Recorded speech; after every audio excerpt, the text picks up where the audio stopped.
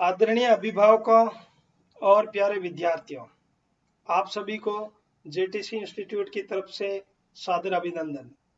प्यारे दोस्तों, कोरोना रूपी महामारी ने हम सभी को हिला के रख दिया है, जिससे शिक्षा का क्षेत्र तो बहुत अधिक प्रभावित हुआ है। कोरोना ने तो शिक्षा रूपी क्षेत्र को बदल के ही रख दिया है। कोरोना ने यहाँ तक कि शिक्षा के संपूर्ण जगत को हिला के रख दिया है। जहां तक मुझे लगता है कि आने वाले समय में यह शिक्षा का जो बदला हुआ स्वरूप, जो ऑनलाइन एक प्लेटफॉर्म के रूप में आ रहा है, वो बढ़ता ही जाएगा। इसको ध्यान में रखते हुए जेटीसी इंस्टीट्यूट ने यूट्यूब कोर्स आप सभी विद्यार्थियों के लिए उपलब्ध करवाने की पूरी कोशिश की है, और वो भी बिल्कुल फ्री। ये जो वीडियोज हम लोगों ने आप लोगों के लिए बनाए हैं, उसमें एक काल्पनिक कक्ष पर आधारित वीडियो है जो पूर्णतः एनिमेटेड वीडियो है। इसमें गुरु तथा शिष्य के बीच में जो वार्ता हुई है, उस वार्ता में छात्रों के लिए गुणवत्तापूर्ण शिक्षा का माहौल उपलब्ध करवाने की पूरी कोशिश की गई है। मैं आप लोगों से ये निवेदन करता हूं कि हमारे ये YouTube के वीडियो आप देखें, उसको लाइक करें, शेयर करें और अपने जो भी फ्रेंड्स वगैरह हैं उनको बताएं, ताकि वो ज्यादा से ज्यादा इसका फायदा हो। परिचय। बच्चों, इस चित्र में आप क्या देख सकते हैं? सर, हम एक कुत्ता और उसका पिल्ला देख सकते हैं। सही। इस चित्र में बने बीज क्या समरूप आम का पौधा उत्पन्न कर सकते हैं? नहीं, आम का पौधा आम के बीज से ही उत्पन्न हो सकता है। तुम सही कह रहे हो। तुम्हारे पिताजी के समान कौन दिखता है, तुम या तुम्हारा चचेरा भाई? मैं अपने पिताजी के एकदम समान दिखूंगा। नहीं, समान संतति उत्पन्न करने की यह घटना विभिन्न जीनों की वंशागति पर निर्भर करती है।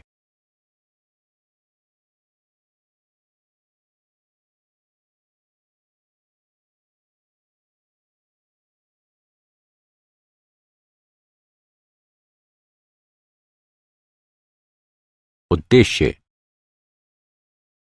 इस पाठ के अंत में आप निम्न करने में सक्षम हो जाएंगे: मेंडल के वंशागति के नियम समझना, एक जीन के वंशागति प्रतिरूप को समझना, वंशागति के विभिन्न नियमों की पहचान करना, पनेट वर्ग और इसकी गणना को समझना, परीक्षार्थ संकर की पहचान करना।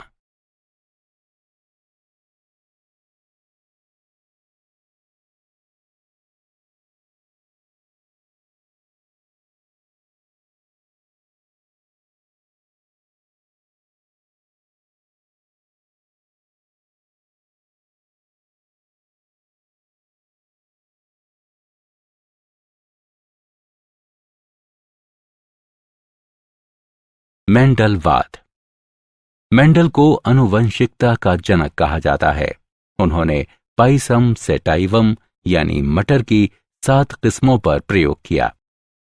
प्रारंभ में कुछ कारणों की वजह से उनके परिणाम स्वीकार नहीं किए गए, लेकिन वर्ष 1900 में Hugo de Vries, curl Correns और इरिक वॉन शेरमॉक द्वारा उनके परिणामों की पुनः खोज की गई।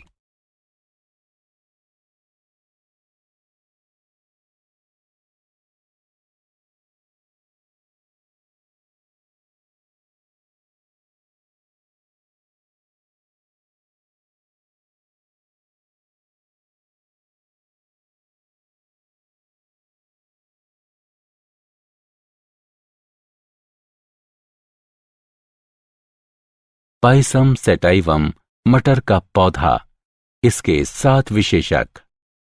मेंडल द्वारा अपने प्रयोग के लिए पाइसम सेटाइवम के चुने गए 7 जोड़े विपरीत लक्षण के थे।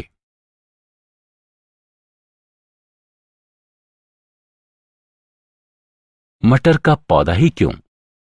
मेंडल ने अपने प्रयोग के लिए मटर के पौधे का चयन निम्नलिखित कारणों से किया। विशेषकों के लिए मटर के पौधे की अनेक किस्में वैकल्पिक रूपों के साथ उपलब्ध थीं। मटर के पौधों में स्वपरागण होता है, इसलिए शुद्ध नस्ल आसानी से प्राप्त की जा सकती थी। मटर का पौधा आसानी से वृद्धि कर सकता है। मटर के पौधे में छोटी जीवन अवधि होती है। इसके पुष्प द्विलिंगी होते हैं। मेंडल के प्रयोग के चरण। मेंडल का प्रयोग 3 चरणों में संपन्न किया गया। वास्तविक प्रजनन। मेंडल द्वारा नोट किए गए 7 लक्षण जनकों से संतति में पहुंचते हैं कि नहीं, ये जानने के लिए उन्होंने 7 प्रकार के पौधों से स्वपरागण द्वारा उत्पन्न बीज लिए। मेंडल ने इन सभी को शुद्ध लक्षण नाम दिया। शुद्ध पौधों का संकरण। पौधों की 2 अलग अलग किस्मों पर परागण से संकर पौधे उत्पन्न करती है, जो F1 पीढ़ी बनाते हैं। संकरों में स्वपरागण। F2 पीढ़ी उत्पन्न करने के लिए प्रत्येक F1 संतति का स्वपरागण कराया गया। एक जीन की वंशागति। मटर के पौधों की लंबी और बौनी किस्मों के बीच एकल संकर क्रॉस निम्नानुसार है। एकल संकर क्रॉस के परिणाम। जीन। मेंडल ने देखा कि कुछ स्थायी कारक अपरिवर्तित रूप में जनक से संतति तक अग्रसित होते थे। ये कारक जीन कहलाते हैं। अलील। जीन जो विपर्यास विशेषकों के युग्म के लिए संकेत होते हैं, अलील कहलाते हैं। समयुग्मजी जीव। अलील के समान युग्म वाले जीव। विषम युग्मजी जीव। अलील के अलग अलग युग्मों वाले जीव। एकल संकर क्रॉस। प्रभावी जीन। अलील जो अभिव्यक्त होते हैं। अप्रभावी जीन। जीन जो अभिव्यक्त नहीं होते हैं या प्रभावी जीन की अनुपस्थिति में अभिव्यक्त होते हैं। जीनोटाइप। किसी लक्षण की संबंधित अभिव्यक्ति के लिए आनुवंशिक संगठन। फिनोटाइप। 2 जीनों के संयोजन के कारण दिखाई देने वाली दृश्य अभिव्यक्ति।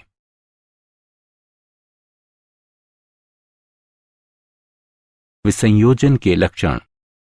जब युग्मक अर्धसूत्रण द्वारा उत्पन्न होते हैं तो जनकीय युग्म के अलील विसंयोजित हो जाते हैं और केवल एक अलील युग्मक तक संचारित होता है।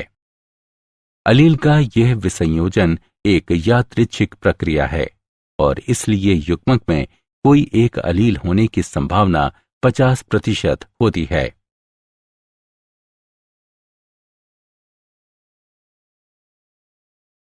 पनेट वर्ग। पनेट वर्ग आनुवंशिक संकरण में संतति के सभी संभाव्य जीनोटाइपों की प्रायिकता की गणना करने को एक आलेखीय निरूपण है।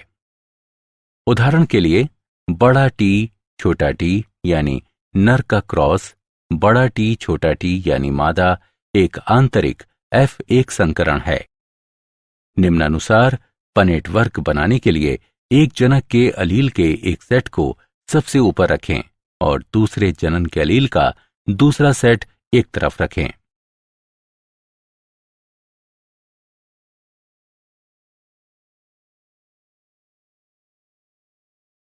पनेट वर्ग की गणना करना।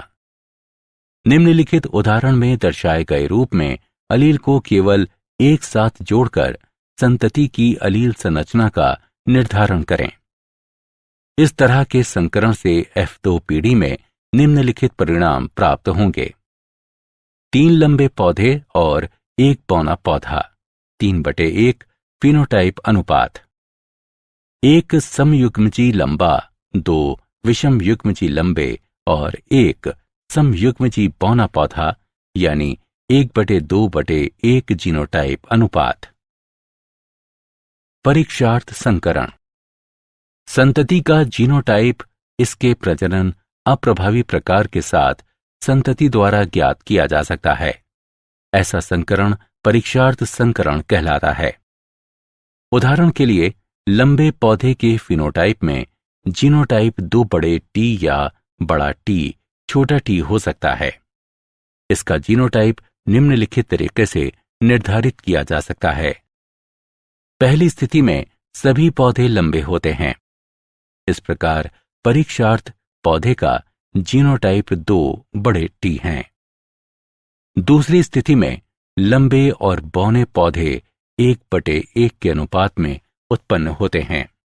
इस प्रकार परीक्षार्थ पौधे का जीनोटाइप बड़ा टी छोटा टी है।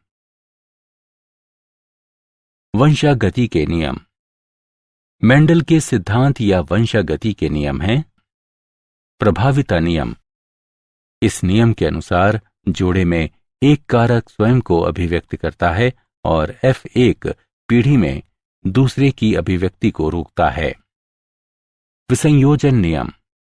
इस नियम के अनुसार प्रत्येक लक्षण के कारक युग्मक निर्माण के दौरान विसंयोजित हो जाते हैं ताकि प्रत्येक युग्मक केवल एक कारक ग्रहण कर सके और सदैव शुद्ध रहे। नर और मादा युग्मकों में 2 कारक या विशेषक बराबर आवृत्ति के साथ प्रकट होते हैं। अपूर्ण प्रभाविता, सह प्रभाविता और बहुअलील। अपूर्ण प्रभाविता ये तब होती है जब एक निश्चित विशेषक के लिए कोई भी अलील प्रभावी नहीं होता है। इस प्रकार विषम युग्मजीव व्यष्टियों में एक मध्यवर्ती अभिव्यक्ति पाई जाती है। सह प्रभाविता ये तब होती है जब एक विशेषक के लिए दोनों अलील प्रभावी होते हैं और विषम युग्मजीव व्यष्टि में दोनों अभिव्यक्ति किए जाते हैं। ऐसी घटना बहुअलील के साथ देखी जा सकती है।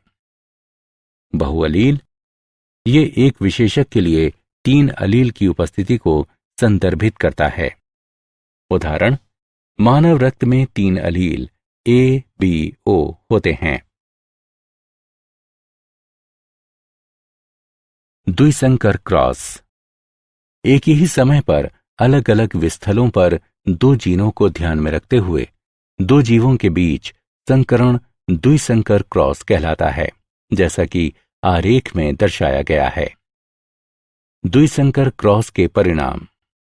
द्विसंकर क्रॉस F2 पीढ़ी में 4 प्रकार के पौधे 9/3/3/1 के फिनोटाइप अनुपात में उत्पन्न करते हैं।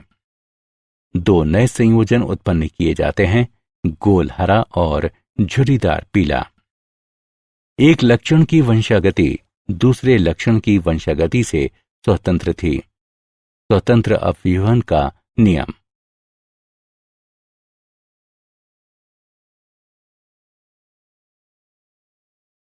स्वतंत्र अपव्यूहन का नियम। स्वतंत्र अपव्यूहन का नियम समजात गुणसूत्र के विभिन्न जोड़ों में स्थित कारकों या अलील के विभिन्न लक्षण युग्मक निर्माण के दौरान अपने विसंयोजन में एक दूसरे से स्वतंत्र होते हैं और निषेचन द्वारा संतति में एक साथ आ जाते हैं। क्या आप जानते हैं, पादप जीनों का अध्ययन करने के लिए मेंडल के नियमों का अनुप्रयोग द्वितीय पीढ़ी के जैव ईंधनों के लिए महत्वपूर्ण संपृक्त ऊर्जा फसलों को उत्पन्न करने के लिए लागू किए जाते हैं, जैसा कि सोयाबीन उत्पादों की किस्में। सारांश। आइए हमने जो कुछ सीखा है उसे संक्षेप में दोहराएं। मेंडल ने सबसे पहले इस घटना का क्रमबद्ध अध्ययन किया। मेंडल ने बताया कि लक्षणों के नियामक कारक, जिन्हें बाद में जीन कहा गया, जोड़े में पाए जाते हैं जो अलील कहलाते हैं। उन्होंने देखा कि संतति में लक्षणों की अभिव्यक्ति भिन्न प्रथम पीढ़ी यानी F1, द्वितीय पीढ़ी F2 और अगली पीढ़ियों में एक निश्चित प्रकार से होती है। अप्रभावी लक्षणों की अभिव्यक्ति केवल समयुग्मजी अवस्था में होती है। द्विसंकर क्रॉस में अभिव्यक्त फिनोटाइप अनुपात 9/3/3/1 है। वंशागति के 3 नियम प्रस्तुत करते हैं, प्रभावी विसंयोजन का नियम और स्वतंत्र अपव्यूहन का नियम। मानव रक्त समूह में एक विशेषक A, B, O के लिए 3 अलील होते हैं। अपूर्ण प्रभाविता तब होती है जब एक निश्चित विशेषक के लिए कोई भी अलील प्रभावी नहीं होता है।